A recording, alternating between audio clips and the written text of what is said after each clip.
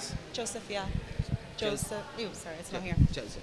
Joseph, yeah. It's a weird name, though. You can just call me Joe. Ah, instead. Joseph, okay. Yeah, Joseph, yeah.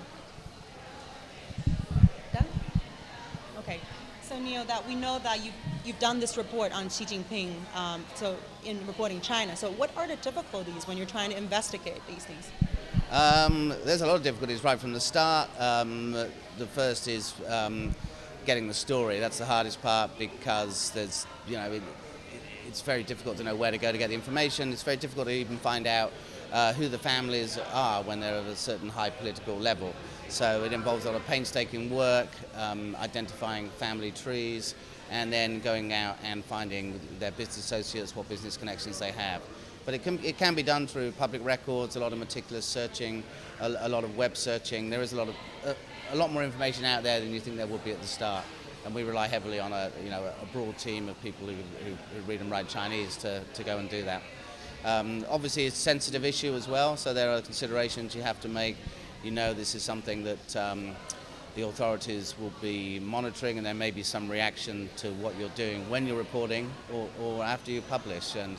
And certainly, the Chinese government did respond to reports about wealth at a high level in China, varying ways against us and the New York Times. Both the websites are blocked, but what we did was use public records that are available in China, and so we went about it in a transparent and honest way to report on a story that we wanted to do.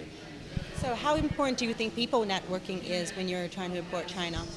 Absolutely massive. Our reporters in China, they have big connections that they've built up over the years, and our reporters, say, even in the US, used to work in Beijing, so there's a lot of crossover between US experts and China experts. A lot of people who used to live and work in Beijing are now back in the US.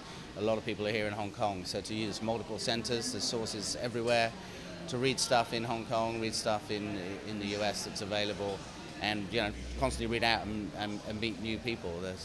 There sometimes tends to be a limited pool of sources that journalists turn to, but there's a lot more people out there with knowledge beyond the academic circle, but people are actually involved in business and through education.